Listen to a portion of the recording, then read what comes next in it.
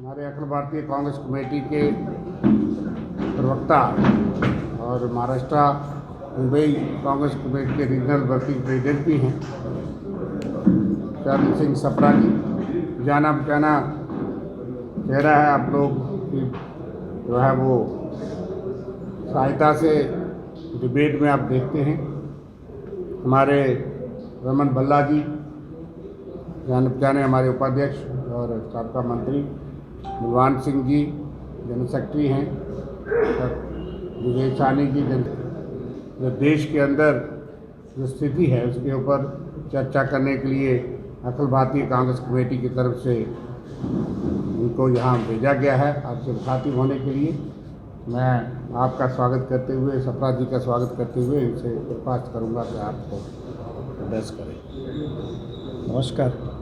सर्वप्रथम मैं जम्मू कश्मीर पीसीसी अध्यक्ष हमारे भाई मीर साहब का, शर्मा जी का, यहाँ पर उपस्थित सभी भल्ला साहब, योगेश सानी जी, यूथ कांग्रेस के प्रेसिडेंट उदय चिप जी और सभी जम्मू कश्मीर कांग्रेस कमेटी के पीसीसी के सभी पदाधिकारी, आप सबका धन्यवाद करता हूँ कि आप लोगों ने ये प्रेस कॉन्फ्रेंस यहाँ पर अरेंज करी है।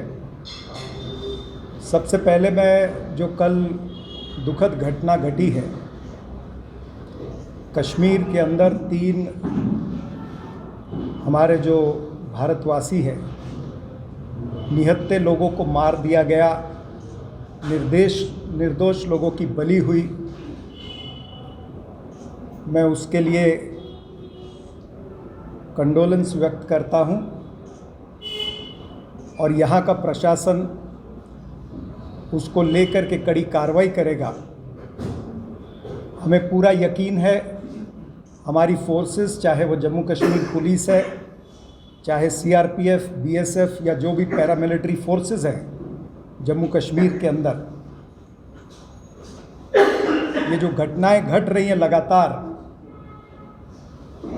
निर्दोष लोगों की हत्या आतंकवादी करते जा रहे हैं, इसके खिलाफ हमारी सारी फोर्सेस जो है वो निश्चित रूप से कार्रवाई करती हैं और आगे भी करती रहेंगी।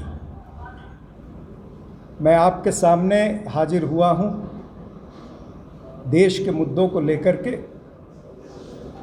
सर्वप्रथम जो मुद्दा, जाने की इजाज़त हम देते हैं लेकिन अब तक उनको डिटेन करके रखा हुआ है, एयरपोर्ट पर ही है। पुलिस और प्रशासन ये कहता है कि आप हमारी गाड़ी में जाओगे, हमारे बताए हुए रास्ते से जाओगे। ये क्या बात है? ये तो आज़ाद भारत की बात नहीं है। आज आपने right to freedom, right of speech, सभी कुछ, राइट ऑफ लिबर्टी, सभी कुछ हमारे से छीन लिया है। यानी ये लोकतंत्र चल रहा है या ठोकतंत्र चल रहा है? ये लोकशाही है या हिटलरशाही चल रही है? और फिर अगर आप कहते हैं कि आपको जाने की इजाज़त है लेकिन हमारी गाड़ियों में जाइए, तो पंजाबी में कहते हैं कि बकरी ने दूध दिता लेकिन मेंगड़ा पा के दिता।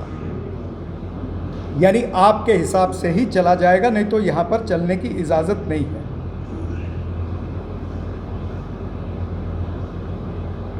चाहता हूँ कि भारतीय जनता पार्टी के ऊपर पूरे देश के लोगों की नज़र है। किसान जो है व्यथित है, और व्यथित इसलिए है क्योंकि एक बड़ा तबका देश का वो शांत बैठा हुआ है। उस बड़े तबके को भी सोचना पड़ेगा, क्योंकि आज अगर किसानों की बारी है तो कल किसी व्यापारी की बारी हो सकती है, परसों किसी और की भी बारी हो सकती है। जो लोग गांधी की हत्या कर सकते हैं, जो लोग गांधी की हत्या कर सकते हैं, उनके लिए किसानों को मारना कोई बड़ी बात नहीं है। आपके जम्मू कश्मीर ने तो बहुत इस तरह के वाक़या देखे हैं। जम्मू कश्मीर में आतंक पाकिस्तान से आए हुए लोग करते हैं या पाकिस्तान के संगठन करते हैं, लेकिन उत्तर प्रदेश में भाजपाइयों का आतंक चल रहा है। ये मैं स्पष्ट रूप से आज यहाँ पर कहना चाहूँगा।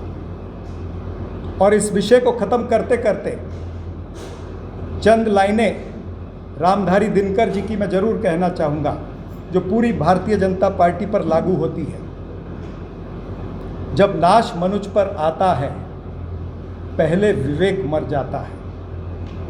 इस पार्टी का विवेक खत्म हो गया है, विवेक मर गया है। और वो इसलिए मैं कह रहा हूं विवेक मर गया, क्योंकि मात्र किसानों के साथ ही नहीं, बल्कि इस देश की आर्थिक परिस्थिति, इस देश में बढ़ती बेरोजगारी, इस देश में बढ़ती महंगाई, हर रोज पेट्रोल डीजल के दाम बढ़ते जा रहे हैं। आज भी एलपीजी के सिलेंडर के दाम,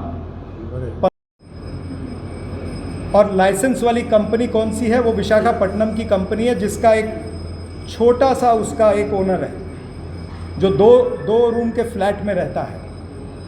उसको जरूर गिरफ्तार किया है विशाखापट्टनम से, लेकिन हैरत की बात यह है कि विशाखापट्टनम की कंपनी ये कंसाइनमेंट मंगाती है कहाँ?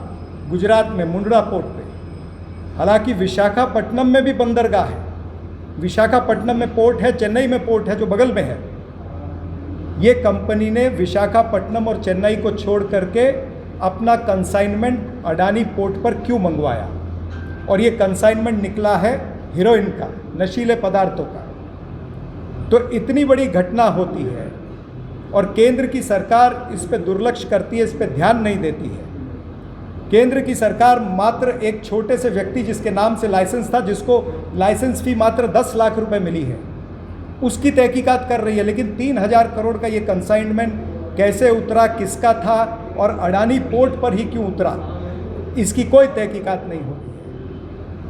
बेहद संवेदनशील मुद्दा है, क्योंकि आज अगर 3000 किलो अगर हीरोइन उतरा है, तो इससे पहले कितने हजार किलो उतरा होगा?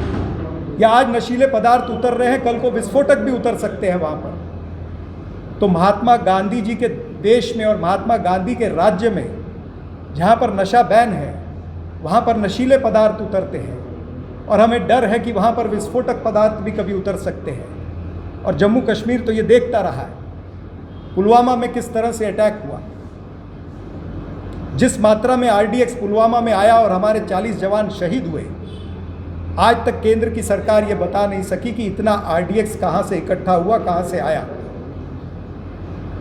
तो जो गुजरात के अंदर मोदी के राज्य में घटना घटी है, उसके ऊपर मोदी सरकार कोई जांच नहीं कर रही है।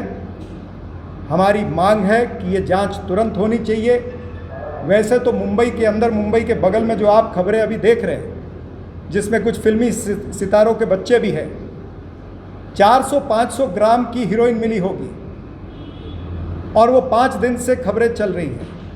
लेकिन 3000 किलो हीरोइन उतरी है, उसकी कोई खबर नहीं चल रही है, उसकी कोई तहकीकात नहीं हो रही है। तो हमारी ये मांग है कि ये तहकीकात होनी चाहिए कि अडानी मुंद्रा पोर्ट पर क्यों उतरी, और अडानी पोर्ट की ही जांच क्यों नहीं हो रही है। ऐसे तो कहीं भी कुछ चीज़ उतरेगी, नशीले पदार्थ उतरेंगे, विस्फोटक पदार्थ उतरेंगे।